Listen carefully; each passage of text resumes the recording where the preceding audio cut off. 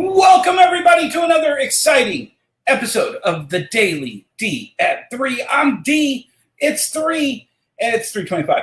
But I want you to know how special you people are. All you people out there that are watching, which is right now 0 because I haven't set the privacy to open yet.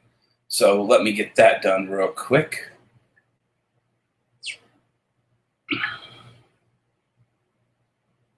Edit privacy, public. There you go, folks. So I want to let you know how special you are. Hold on. Oh God, I gotta turn that down. There we go. This is how special you are. You're so special because literally 15 minutes ago, Bill Burr and Joe Rogan just got uploaded. This is 3 hours that I will enjoy, I guess, later tonight. But this is my favorite combination. This is my chocolate and my peanut butter all together on a Friday. And it's been a long week. And I get Joe Rogan and Bill Burr when I get off with you guys. So I want you to know how special, because I was thinking about canceling it and just diving right into Joe Rogan and Bill Burr, because it's going to be amazing. But for you guys right now, what we're going to do is we're going to go over. This is where Amazon is right now for us, guys. Amazon, we were cruising along at like $600-700 a day, right there. Boom, 8-9, boom, and then boom, 1,600. Then boom, 1,000. Then boom, 1,000. And today we're already at 360, and we're burning the candle at both ends. The Hansons are watching me. All right. Well, no, I'm not gonna snipe on Joe Rogan and Bill Burr. No, we're gonna watch it afterward. I'm gonna watch it afterwards because I'm gonna probably pop some popcorn or something, because that's my chocolate and my peanut butter, guys. But for right now, everything is going batshit crazy, and I just wanted to touch base with you guys, talk to you about some of the craziness. How I feel. Hey, Sean, what's up? I thought I would, get in on, the hot takes, what everybody's talking about right now. And I mean, right now, the hot take for me is I am busy as hell posting items, taking advantage of apparently the people with money, because there's enough money out there flowing right now that if you're a comic shop and you are not on eBay and pumping eBay full, and if you're not on Amazon, I don't know what else I could tell you guys. I can only show you every day, $500, $600, $700, $1,600, $1,000 in sales every day on just Amazon. And that's not counting the 1,000, 2,000, I think we're up to like close to $5,000 a week on eBay as well, which is insanity on top of insanity. And I'm not complaining about it, guys, but you gotta start. Everybody is no. Hey, it's free money right now on YouTube because everybody's doing YouTube videos. Eventually, I'm going to take all of these and start migrating them over to YouTube to populate my channel, which is, by the way, Wonder World Comics on YouTube. Go check it out. Like it, share it, and subscribe, because that's what you have to say every time you say Wonder World Comics on YouTube. That's where I post all of my what's D buying, which is when I buy a huge collection, I go through the collection and I post the videos there. Every day when I'm selling stuff, I create a video called What's Moving with D, hashtag What's Moving with D. I'll put those hashtags down here. What's moving with D? And what's D buying? So those two hashtags, follow them over on YouTube. Like it, subscribe, and all that fun stuff. But I mean, I'm doing all that because I want to build that population up. We're up to 120 subscribers, which is great. We want to get up to that 1,000 so we can start moving this over to YouTube, so we can build the audience even more. Clearly, you guys are entertained by just little me sitting here in my office talking about the stuff of the day. I watch a lot of YouTube videos. I got rid of cable specifically because I was watching more YouTube than I was cable. And cable was just kind of turning into this dull noise that you would turn on at into the night and just let marathons of stuff run. But right now, I'm glad because I think YouTube is where the actual voices are being heard. Now, it's crazy voices on all sides. I just watched your boy Zach, and he starts going off on Image and Marvel, and everybody. It's really weird. So much of the YouTube people are just in love with what DC did, and they're not looking at what I saw when I did it, and which I'm going to explain to you right now.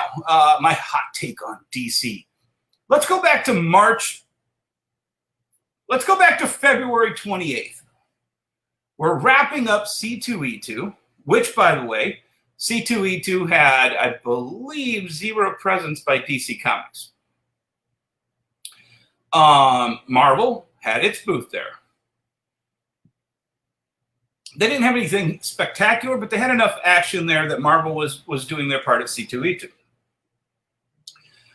Immediately after that, the next big show was, I think it's Emerald City or whatever the one is, WonderCon or Emerald City. I never go out to the West Coast for cons except for San Diego, so I'm not for sure. So pardon my ignorance.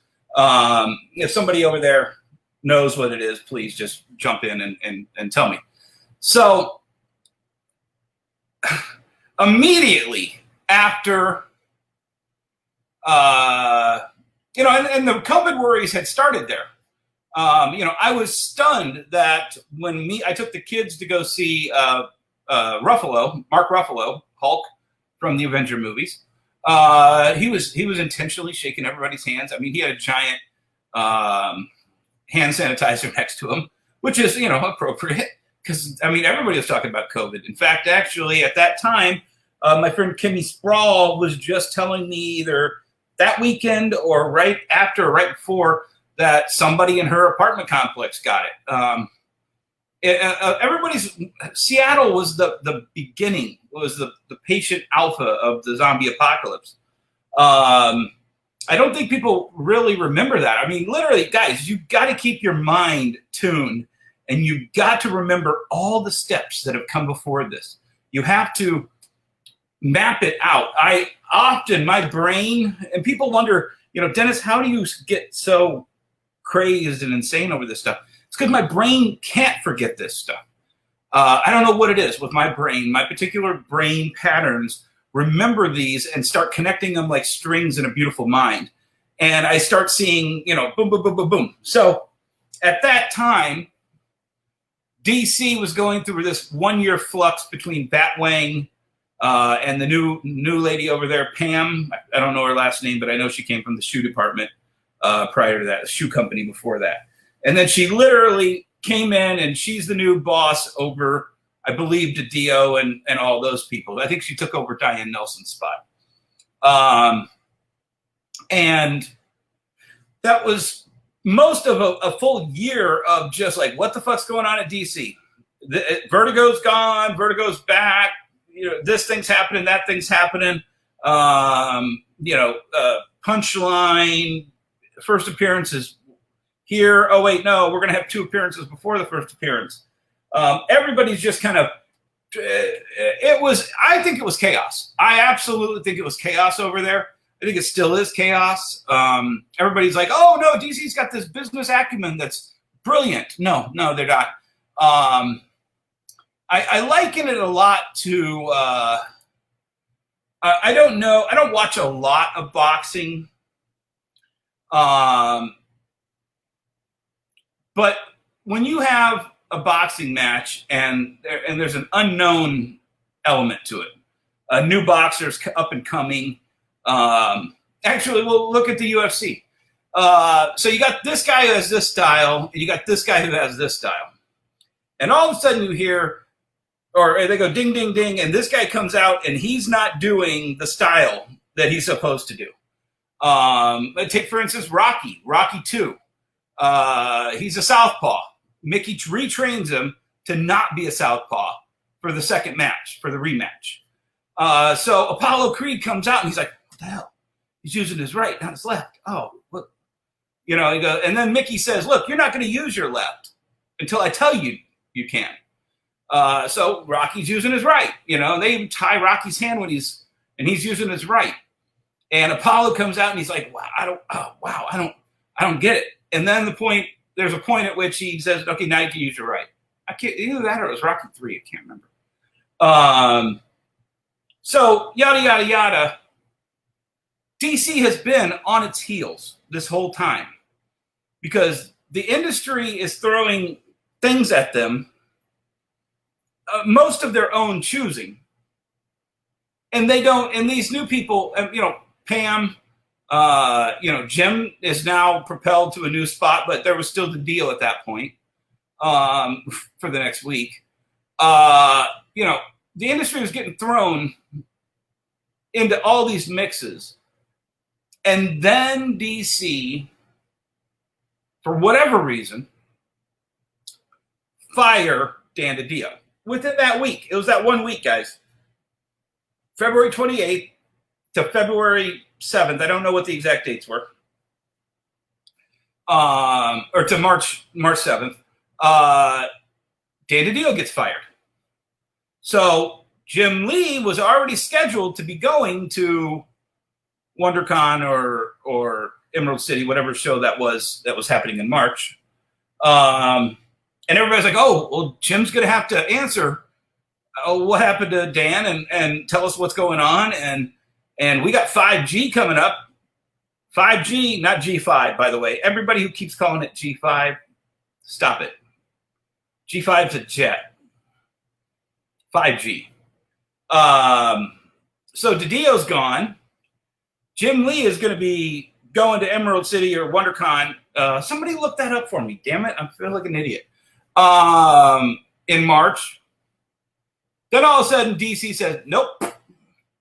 We're worried about COVID. We're going to pull Jim Lee because we're worried about COVID. Absolutely correct decision because guess what? The convention ended in the next week, 2 weeks. And then literally the entire country shuts down. Right when, and I mean, we knew it 2 days after C2E2 wrapped.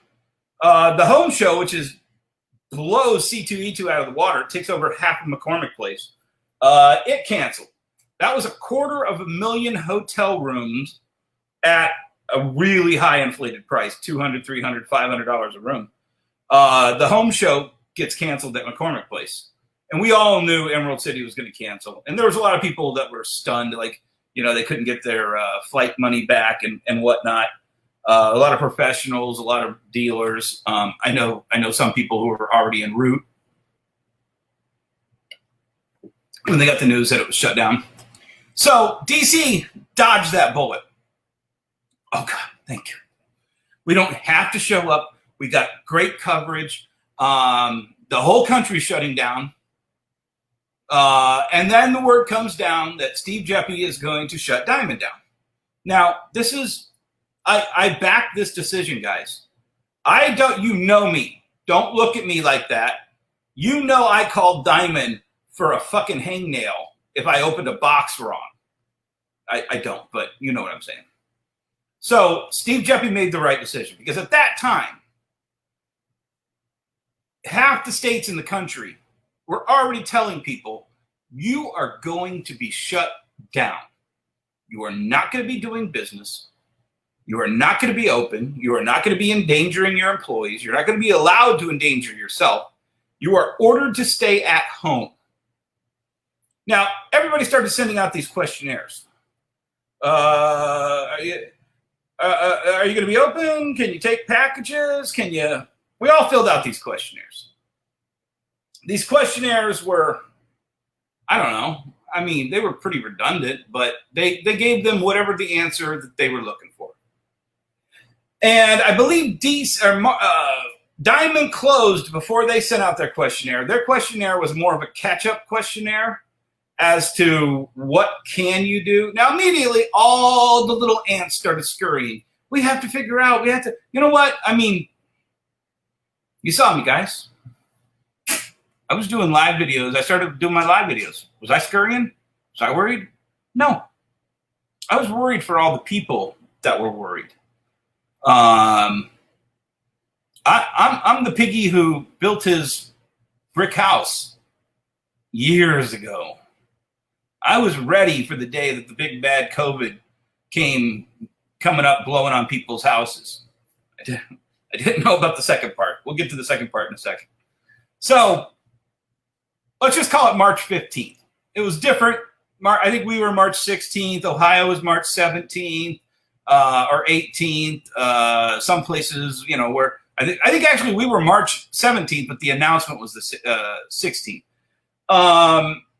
We all knew shit was getting shut down. And if half the comic shops in the country get shut down, Steve Jeppy knew, guys, ain't no checks coming in. And if they are, they might be bouncing. They've probably already started seeing tracking numbers going out and going to the door and being headed back. Because nobody's going to take their $1,000 order, their $2,000 order, when they knew they weren't going to have a business for at least the next 2 to 4 weeks, let alone, at that time, some people were talking 3-6 months. And the retailers did the smart thing by refusing those packages. I mean, dude, I know people who were like, I'll just pay for it and let it sit and we'll figure it out and we'll come up with curbside in a couple of weeks or this, that, or the other thing or, you know, whatever. No, because you have an X amount of cash in supply right now to take orders that you know you cannot fully utilize. I think is preposterous. But let's keep going on. So within this 2-week window of March 15th-ish to March 28th,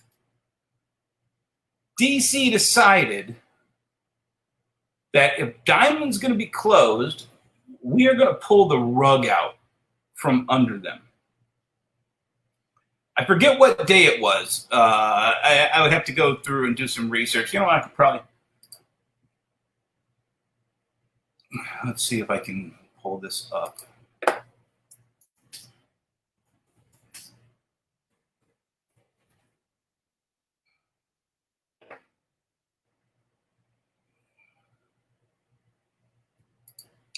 Sorry, giving you dead air here.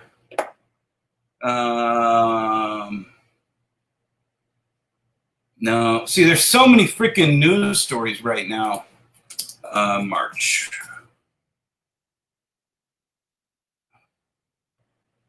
That's in May. April. DC enlists new distributors to ship comics April 17th. So it was a little bit beyond when I thought it was. This is CBR's story. So they announced that, WonderCon was the, it was Emerald City that got canceled, and then SDC and WonderCon came somewhere around that period of time as well, the announcements of their cancellations. So within 2 weeks, DC was already figuring out, how do we get out of this situation? To me, DC was the one that was most desperate. Marvel was sitting back going, all right, block. We're good. We're just going to stay over here. We're going to do our thing. DC announced that they were going to keep selling the digital comics. And then we raised holy hell. That was on a Friday. That was a Friday announcement. And then they were, no. I mean, we're going to release digital once we start selling physical. And we're like, okay, good. They didn't say with Diamond. And then the next announcement came 2 weeks after that, on a Saturday, mind you, of, by the way, hey guys, we're going to start releasing comics at the end of the month through another distributor. What?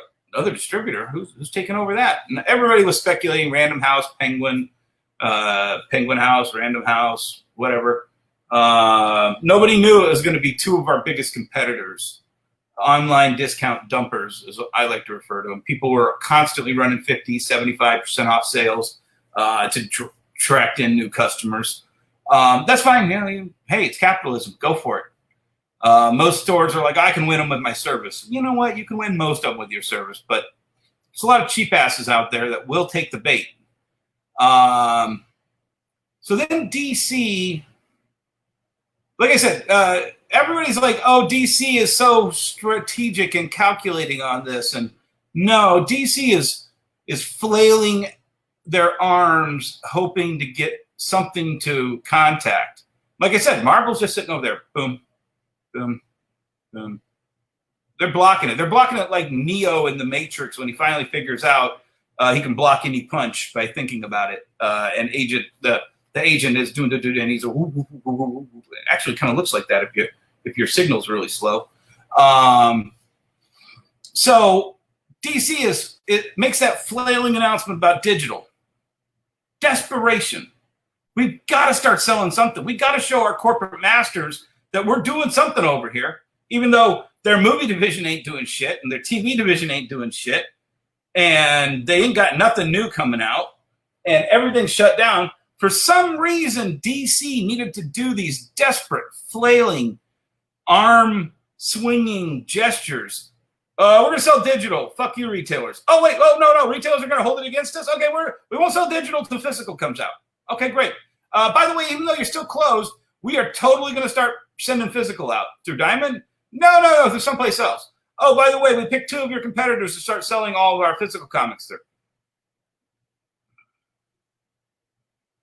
We even opened up their websites for them and just attached their phone numbers to it.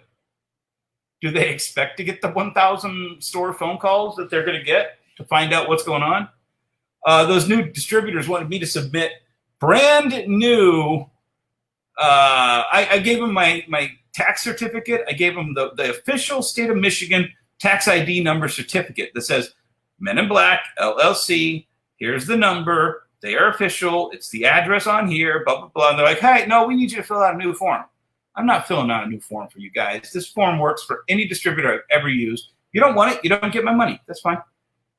I literally, guys, like I said, brick house right back here, huff and puff all you want. I'm good. So then like, no. You know what? No, it's not. We're just doing this thing for 3 weeks. Because we got these 3 weeks worth of comic books that were sitting in trucks, which I think they were. And Diamond refuses to accept them, so we're going to figure out some place to move them so that we can get some money out of them. Because we paid for them, and they're just sitting. Oh, by the way, all your Diamond orders are canceled. Then we went to the computers. My Diamond order is still here. Okay, well, now their Diamond order is canceled. Well, you can still buy it through Diamond 4 weeks after these 2 new guys get it, but your orders are canceled. Okay, well, fine. I'll put my order in through Diamond. I don't need you. Okay, well, so Lunar and UCS, or Discount Comic Book Service in Midtown, they start filling out orders and people start getting stuff. And all of a sudden, 3 weeks didn't end. Then we get 4 weeks, 5 weeks, 6 weeks. We're now, I think, I don't even know what month it is. 8 weeks, 9 weeks in to the Lunar UCS deal. We're placing orders from 2 different places. Now, we were supposed to start getting books on X Day for Diamond reopening, and we got and then of course, Diamond had to roll out the comeback. You know, with it, it's kind of like, pardon me, you know how I am. I'm an asshole, and I'm going to give you the worst analogy possible because. Utterly, if you're swinging your dick around like you are gonna slay it, and you got your pants around your ankles, and you come into the room and you're like, I'm ready for love, and you're. I thought you said you were ready for love. No, hold on, no, we're gonna get ready here. DC didn't get them their comics on time. They didn't ship them out. I got books that are coming in. I got one order in 2 different boxes, 2 days apart, that could have all fit in 3/4 of a box. I'm sorry, the comeback was not as rigid as it should have been. Go with the analogy. I don't give a fuck. But I still support Diamond. Not because I needed a loan at any point, not because I ever had credit terms with them. I've never had credit terms. I'm too big of an asshole to them to ever be given credit. In fact, actually, one of my biggest complaints is I pay my bills. I want you to report my credit. Oh, Dennis, we can't. Half this industry is in arrears. They owe us money. If we started reporting credit, man, it would kill those stores. Fuck them. If you killed those half of stores by making them pay their bills, it would make the half that did pay their bills stronger. It would make the half that always pays their bills even stronger. You don't get ahead by allowing the weak to drag you down. That's not a social issue. That's not a social justice issue. That's a reality. Okay? That's a reality that if you are propping up the weakest of the herd, you're going to lose a significant portion of the herd. If you've got, there's a philosophy in shepherding. If you got one sheep that keeps slowing you down from getting the herd across the field in a timely fashion, you either got to cook that one or you got to let the wolves get it. Because you got to keep the rest of them ahead, guys. Absolutely, Minty, because we know what we're doing. I don't get, I watched a video and this hipster, God, he annoyed me, but he had a point. We're going to watch this. Hold on.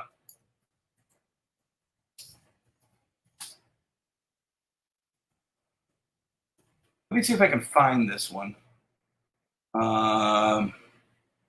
There we go, right there.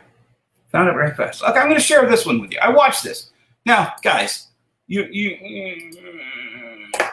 know how I hate hipsters. And this guy just oozes hipster to me. Hey, Bill and Ted. Watch this Bill and Ted here, guys. This is really good, but we're not going to watch that right now. Okay, so. Why do comic book stores go out of business? The same reason any store goes out of business. He posted this 3 years ago, guys. 3 years ago. This guy, I don't know his name. I think it just said his name, didn't it? Why do comic book stores go out of business? The same reason any store goes out of business. And the fact of the matter is, stores go out of business every day. They don't last 1 or 2 years. If they can't get through the first few years, they have trouble making it at all. The problem is that people who own comic book stores generally open a comic book store out of emotion. They go, I always wanted a comic book store. I always wanted to open a shop. And so I wanted to do it, and I have my collection. And I have 20,000 comics that I've collected over my life, and I'm going to open this comic book store. And it's going to be great. And they open their comic book store. They've never taken a business class in their life. They've never even read a book on business. And they open their comic book store with their 20,000 books. And they start going, and they borrow money. They put things on their credit card with no plan, no business plan, no business model. They don't know how they're going to pay it off. They just figure, I'll make plenty of money. Within 6 months to a year, their comic collection is sold. So now what? Do you have any plan? First of all, no. Their comic book collection is not entirely sold. They sold all the good stuff from the comic book collection, and now they've got like nothing but shit left that they got to throw in a dollar box, and even still, most of that's not going to sell. But good point there, Jud. How to get more inventory? Did you ever think about what you were going to do as far as the new comics were concerned? What about all the other product that people want? All of these things, now you're in it. Now you're just trying to stay afloat. The problem is that for the next 10 years, that's all you're doing. 10 years go by fast. Staying afloat. I want to pay off this credit card that I've had forever, but Oh man, now I got to give this distributor money.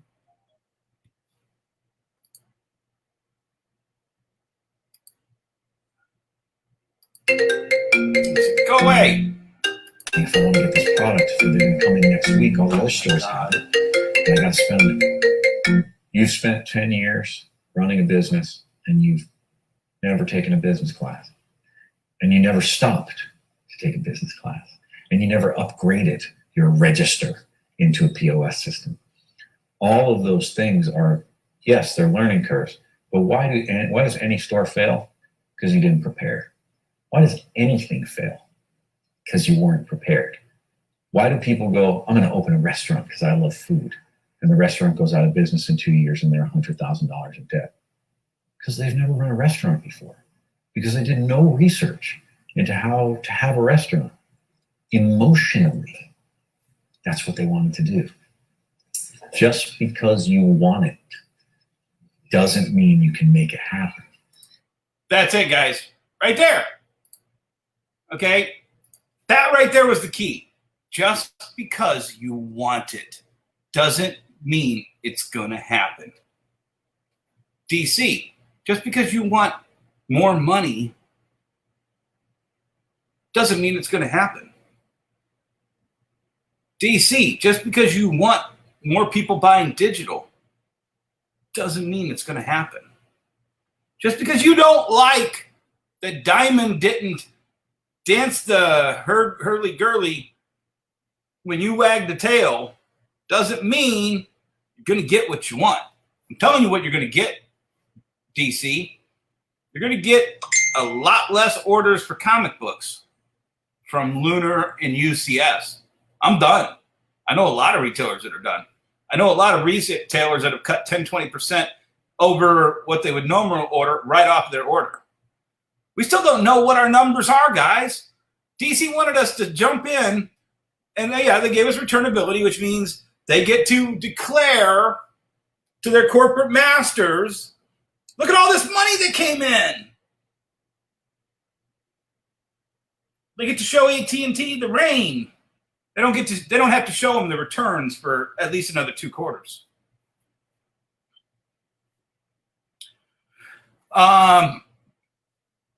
Comic shop owners, just because you want DC and you want books to sell to your customers because you're open, doesn't mean it's going to happen. I can tell you what does happen.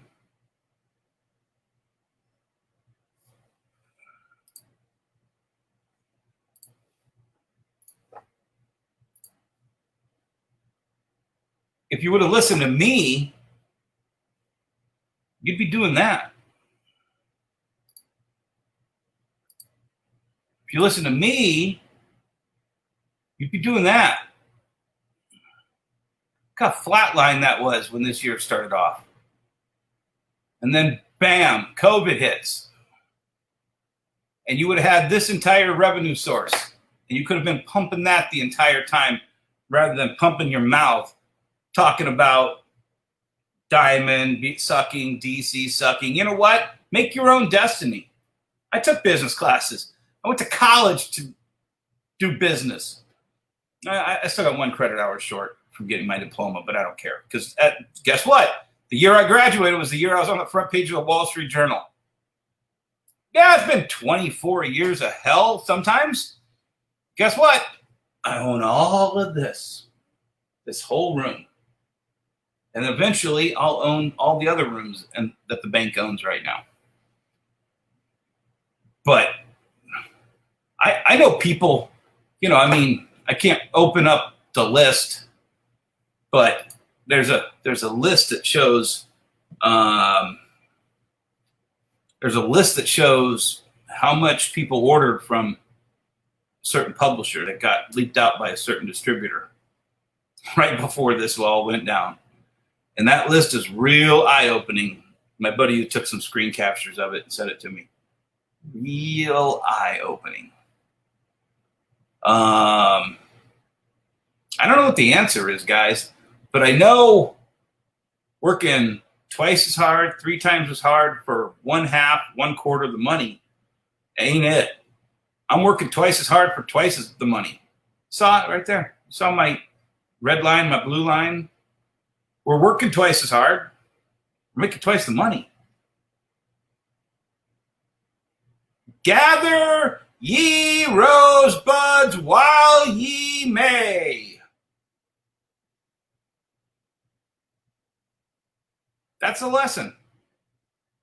I ain't done it 100%. I haven't gathered 100% of the fucking rosebuds, but guess what? Still got a 3,500 square foot warehouse full of rosebuds I can gather anytime I want. I got collections coming in left and right. I can choose to buy them or not buy them.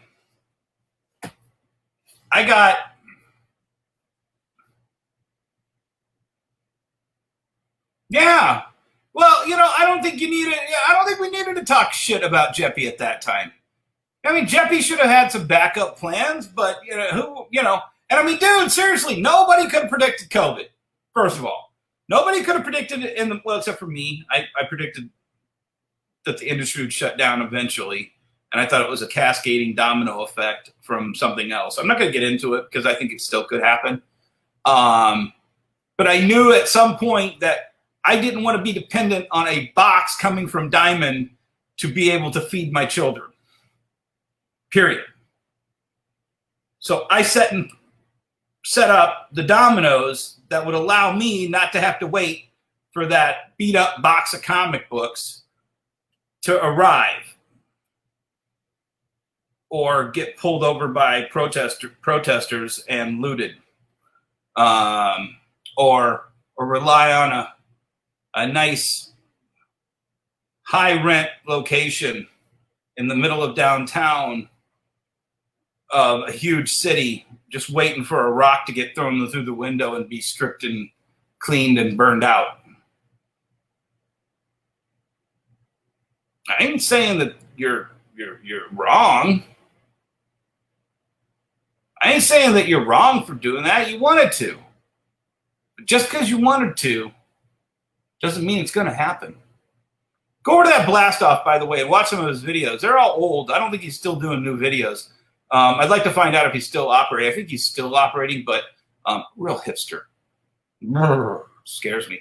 But he's got a lot of good points, and he did a lot of great videos, and it's real slick.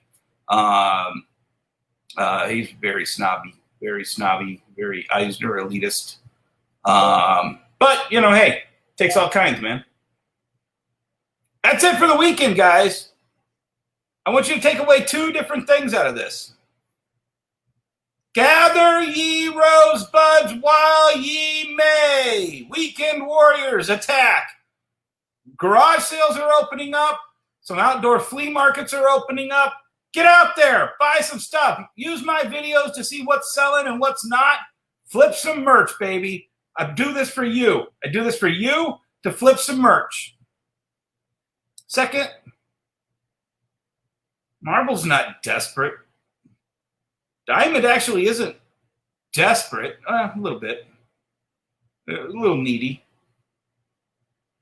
Image isn't desperate. I mean, I think they should be a little bit more. They haven't got anything Walking Dead's type to stick. DC's been the one that's desperate since March. Recognize that. This is not a smart decision. This is a desperate, flailing, on his heels fighter hoping to land a punch before their manager, AT&T, throws in the towel and says, you're just making us look bad, son. We got to pull you out of this thing. Because that's what I think is going to happen. When they take their little 30% that was selling over at Diamond and they move it over to Lunar and UCS, and that 30% chunk, we'll call that $200 million in comic sales. They take that $200 million that they think they can turn into 201 by moving it over to Lunar. And when it turns into 100, it just turns into 100. Then we'll see how really desperate these guys are. DC, Desperate Comics. That's it, guys. Have a good weekend.